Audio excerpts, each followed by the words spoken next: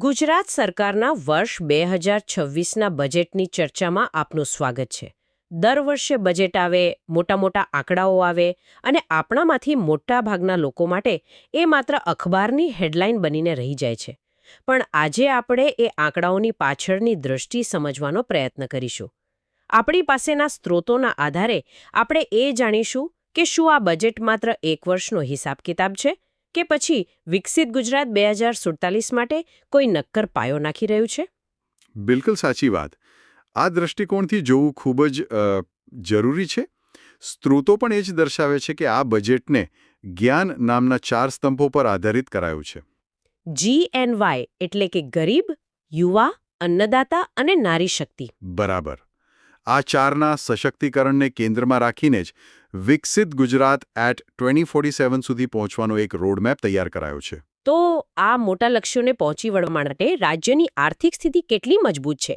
કારણ કે કોઈપણ વિઝન માટે મજબૂત આર્થિક પાયો તો જોઈએ જ. હા, અને આ એક મહત્વનો પ્રશ્ન છે. સ્ત્રોતો મુજબ ગુજરાતની આર્થિક સ્થિતિ ખરેખર ઘણી મજબૂત છે. દેશના કુલ જીડીપીમાં ગુજરાતનો ફાળો લગભગ 8.2% છે. ઓકે.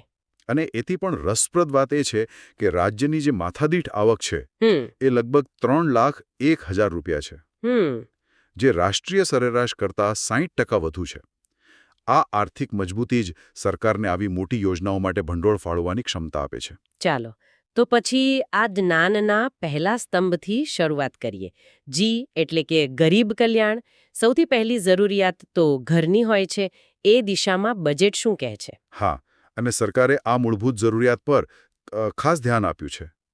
આ વર્ષે પ્રધાનમંત્રી આવાસ યોજના અને બીજી યોજનાઓ હેઠળ લગભગ 3.25 લાખ જેટલા નવા ઘર બનાવવાનું લક્ષ્ય છે. 3.25 લાખ? આ આંકડો મોટો કહેવાય. હા, મોટો છે, કારણ કે તે શહેરીકરણ અને સસ્તા આવાસની જે માંગ છે એને પહોંચી વળવાનો સીધો પ્રયાસ છે. આ માત્ર ઘર નથી, પણ પરિવારો માટે આર્થિક સ્થિરતાનો પાયો છે. કે પછી પાણી, ગટર, રસ્તા જેવી સુવિધાઓનો પણ વિચાર થયો છે? ખૂબ જ સારો મુદ્દો છે. બજેટની વિગતોમાં આવાસ યોજનાઓને ઇન્ફ્રાસ્ટ્રક્ચર સાથે જોડવાની વાત તો છે જ, જો કે તેનો અમલ કેવી રીતે થાય છે એ જોવું રહ્યું. પણ ઘરની સાથે જે પછાત અને નબળા વર્ગો છે એમને આર્થિક રીતે પગભર કરવા પર પણ ભાર મુકાયો છે. એટલે કે લોન અને સહાય દ્વારા. હા, ઉચ્ચ શિક્ષણ અને સ્વરોજગાર માટે લોન આપવા માટે લગભગ 870 કરોડ રૂપિયાની જોગવાઈ છે. એટલે સરકાર માત્ર સુરક્ષા જ નહીં, સશક્તિકરણ પર પણ ધ્યાન આપી રહી છે. ઘર અને આર્થિક મદદ પછી આવે છે આરોગ્ય. ખાસ કરીને કોરોના પછી સ્વાસ્થ્યનું મહત્વ તો બધા સમજ્યા છે. સાચી વાત છે. અને આમાં એક રસપ્રદ પાસું એ છે કે સરકાર જૂની યોજનાઓને વધુ મજબૂત કરી રહી છે. જેમ કે પ્રધાનમંત્રી જન આરોગ્ય મા યોજના. હા, મા કાર્ડ. બરાબર.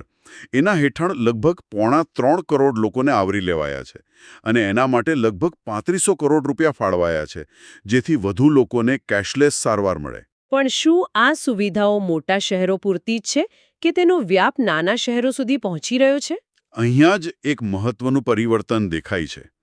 જુઓ, અમદાવાદમાં કિડની હોસ્પિટલમાં જે IVF સુવિધા હતી, તેનો વિસ્તાર હવે સુરત, ભાવનગર અને જામનગર જેવા શહેરોમાં પણ કરવામાં આવી રહ્યો છે. ઓકે, એટલે કે વિશિષ્ટ સેવાઓનું વિકેન્દ્રીકરણ. બિલકુલ. આનાથી લોકોને સારવાર માટે અમદાવાદ સુધી લાંબા થવાની જરૂર નહીં પડે. બરાબર. તો આ થઈ ગરીબ વર્ગ માટેની સુરક્ષાની વાત. પણ આ સુરક્ષા ત્યારે જ ટકે જ્યારે આવનારી પેઢી એટલે કે આપણા યુવાનો સક્ષમ બને. તો યુવાનો માટે શું છે? બજેટનો બીજો સ્તંભ વાય એટલે કે યુવા, એના પર જ કેન્દ્રિત છે. ગુજરાતની વસ્તીમાં 36%થી વધુ તો યુવાનો છે, જે એક મોટી તાકાત છે. શિક્ષણમાં શિષ્યવૃત્તિ માટે લગભગ 6,000 કરોડ રૂપિયા જેવી મોટી રકમ ફાળવવામાં આવી છે. 6,000 કરોડ? હા. આ તો લગભગ 1 કરોડ વિદ્યાર્થીઓને સ્પર્શશે. હા, સીધી કે આડકતરી રીતે. એટલે શિક્ષણનો ખર્ચ ઘણા પરિવારો માટે ઓછો થશે. આમાં મેં એક રસપ્રદ ફેરફાર નોંધ્યો છે. શિષ્યવૃત્તિ માટેની જે આવક મર્યાદા છે એ વધારવામાં આવી છે. આ પગલું નાનું લાગે, પણ એની અસર મોટી હોઈ શકે છે. હા, આ એક ગેમ ચેન્જર સાબિત થઈ શકે છે. ખાસ કરીને આદિજાતિ અને અનુસૂચિત જાતિના વિદ્યાર્થીઓ માટે, જે પોસ્ટ મેટ્રિક શિષ્યવૃત્તિ છે. હા. એમાં વાર્ષિક આવક મર્યાદા 2.5 લાખથી વધારીને સીધી 6 લાખ કરી દેવામાં આવી છે. એટલે હવે મધ્યમ વર્ગના ઘણા પરિવારો પણ આમાં આવી જશે. બરાબર, જેઓ પહેલા આ લાભથી વંચિત રહેતા હતા. આ માત્ર આર્થિક મદદ નથી, પણ સામાજિક સમાવેશ તરફનું એક મોટું પગલું છે. એ તો થઈ ઉચ્ચ શિક્ષણની વાત, પણ પાયાના શિક્ષણનો શું? શાળાકીય શિક્ષણની ગુણવત્તા માટે કોઈ યોજના છે? ચોક્કસ. આ માટે પીએમ શ્રી શાળાઓનો ખ્યાલ રજૂ કરાયો છે. લગભગ 926 શાળાઓને અત્યાધુનિક ઇન્ફ્રાસ્ટ્રક્ચર સાથે સ્માર્ટ બનાવવામાં આવશે. એટલે આ શાળાઓ માત્ર ભણવા માટેનું સ્થળ નહીં, પણ સર્વાંગી વિકાસનું કેન્દ્ર બનશે. બિલકુલ. અને આ ઉપરાંત સંકલિત શાળાઓ માટે પણ 120 કરોડની જોગવાઈ છે, જેનો હેતુ વિદ્યાર્થીઓનો અભ્યાસ તૂટે નહીં અને ડ્રોપઆઉટ રેશિયો ઘટે તે સુનિશ્ચિત કરવાનો છે. શિક્ષણની સાથે કૌશલ્ય વિકાસ પણ એટલો જ જરૂરી છે. શું બજેટ એ દિશામાં ધ્યાન આપી રહ્યું છે? હા, અને આને ભવિષ્યના ગુજરાત માટેનું રોકાણ કહી શકાય. નમો સરસ્વતી વિજ્ઞાન સાધના યોજના જેવી પહેલથી વિજ્ઞાન પ્રવાહમાં વિદ્યાર્થીઓનો રસ વધ્યો છે. લગભગ 19% વધારો થયો છે. એ તો સારો આંકડો છે. અને મુખ્યમંત્રી એપ્રેન્ટિસશીપ યોજના હેઠળ તાલીમાર્થીઓને સ્ટાઇપેન્ડ પણ અપાય છે, જેથી તેઓ પ્રેક્ટિકલ તાલીમ લઈ શકે.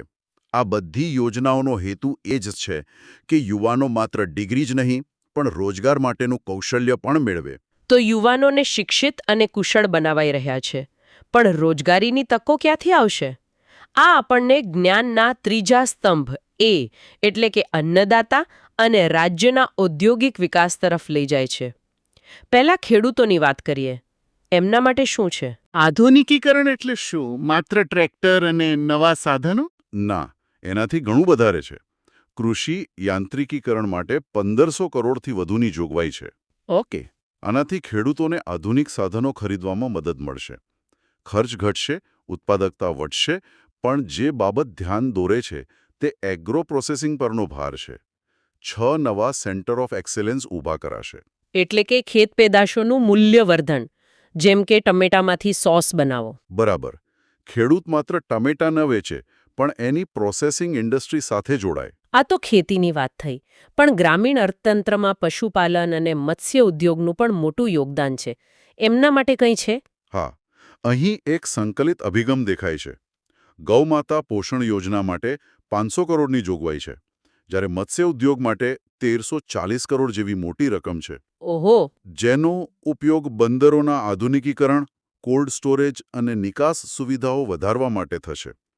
એટલે કે સરકાર માત્ર ઉત્પાદન જ નહીં, પણ તેને બજાર સુધી પહોંચાડવાની આખી સપ્લાય ચેન મજબૂત કરવા માંગે છે. અને હવે જ્ઞાનના છેલ્લા સ્તંભ એન એટલે કે નારી શક્તિ પર આવીએ.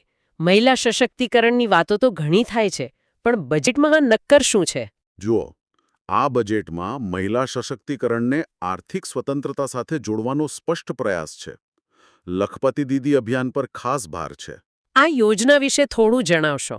આ યોજના હેઠળ સ્વસહાય જૂથોની મહિલાઓને તાલીમ અને આર્થિક મદદ આપીને એમની વાર્ષિક આવક 1 લાખ રૂપિયાથી વધુ કરવાનું લક્ષ્ય છે. આનાથી ગ્રામીણ પરિવારોની આર્થિક સ્થિતિ બદલાઈ શકે છે. અને દીકરીઓના શિક્ષણનું શું? કારણ કે શિક્ષણ જ સશક્તિકરણનો પાયો છે. અહીં 2 મહત્વપૂર્ણ યોજનાઓ છે. એક તો નમો લક્ષ્મી યોજના, જેના માટે 1250 કરોડ ફાળવાયા છે. આના કારણે ધોરણ 9 થી 12માં દીકરીઓના પ્રવેશદરમાં વધારો થયો છે. અને એક નવી પહેલ છે, નમો કૌશલ્ય લક્ષ્મી યોજના. આ નવી છે. હા, આ યોજના આઈટીઆઈ જેવી ટેકનિકલ સંસ્થાઓમાં ભણતી દીકરીઓને પ્રોત્સાહન આપશે, જેથી દીકરીઓ પરંપરાગત અભ્યાસથી આગળ વધીને ટેકનિકલ ક્ષેત્રોમાં જાય. તો આપણે જીએવાયએનના 4 સ્તંભોની વાત કરી, પણ આ બધું ત્યારે જ સફળ થાય જ્યારે રાજ્યમાં ઔદ્યોગિક વિકાસ થાય, રોજગારીની તકો ઊભી થાય. આ મોટા ચિત્ર માટે બજેટમાં શું છે?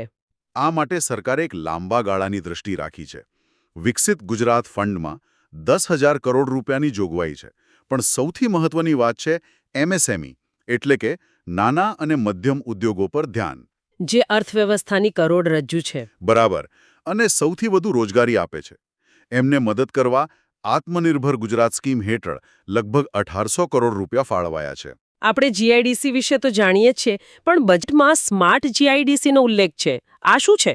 વધુ સારી સુવિધાઓ? તમે બરાબર સમજ્યા. સ્માર્ટ જીઆઈડીસી એટલે એ જ. 25 જીઆઈડીસીને આધુનિક ટેકનોલોજીથી સજ્જ કરાશે. વિશ્વસ્તરીય સુવિધાઓ મળશે. પણ એથી વધુ મહત્વની વાત એ છે કે આદિવાસી વિસ્તારો જેમ કે જાલોદ અને ગરબાડામાં 5 નવી જીઆઈડીસી બનશે. એટલે ઔદ્યોગિક વિકાસ હવે રાજ્યના પછાત વિસ્તારો સુધી પહોંચશે. હા, અને ત્યાં સ્થાનિક રોજગારીનું સર્જન થશે. આ એક વ્યૂહાત્મક પગલું છે. આ તો થઈ ઉદ્યોગોની વાત. પણ ભવિષ્યના ગુજરાત માટેના મોટા પ્રોજેક્ટ્સ જેમ કે ધોલેરા એસઆઈઆર કે ઓલિમ્પિક્સની તૈયારી એના વિશે શું? આ પ્રોજેક્ટ્સ ગુજરાતને વૈશ્વિક નકશા પર મૂકવાની ક્ષમતા ધરાવે છે.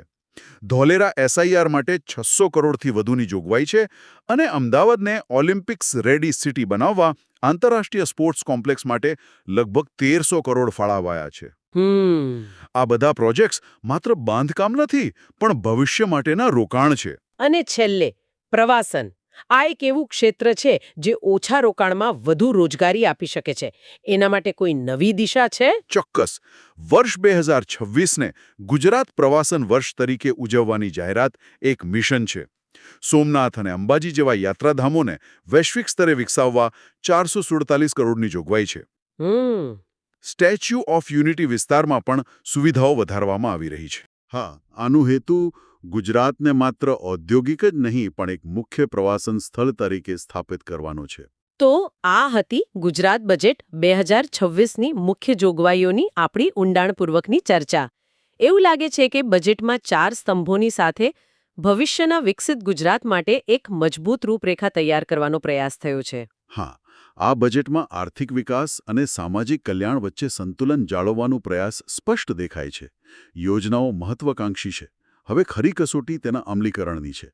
જોવાનું એ રહેશે કે આના લાભ ખરેખર છેવાડાના માનવી સુધી કેટલી અસરકારકતાથી પહોંચે છે. બિલકુલ. આપણે જોયું કે બજેટમાં મોટા પ્રોજેક્ટ્સ, ટેકનોલોજી અને ઔદ્યોગિક વિકાસ પર ઘણો ભાર છે. પરંતુ અહીં એક વિચારવા જેવો પ્રશ્ન ઊભો થાય છે. વિકાસની આ ઝડપી દોડમાં શું આપણે પર્યાવરણીય સુરક્ષા અને સામાજિક સમાનતાનું સંતુલન જાળવી શકીશું? આ બજેટ એક રસ્તો બતાવે છે, પરંતુ તેની સાચી સફળતા આ સંતુલન જાળવીને લક્ષ્યો હાંસલ કરવા પર નિર્ભર રહેશે. આ વિષય પરની અમારી ચર્ચા અહીં સમાપ્ત થાય છે. જો તમને અમારો આ પ્રયાસ ગમ્યો હોય તો મોંઘેરું મેહોણા ચેનલને સબસ્ક્રાઇબ કરવાનું ભૂલશો નહીં. આ વિડીયોને લાઇક અને શેર કરો અને જો કોઈ સૂચન હોય તો કોમેન્ટમાં જરૂર જણાવશો.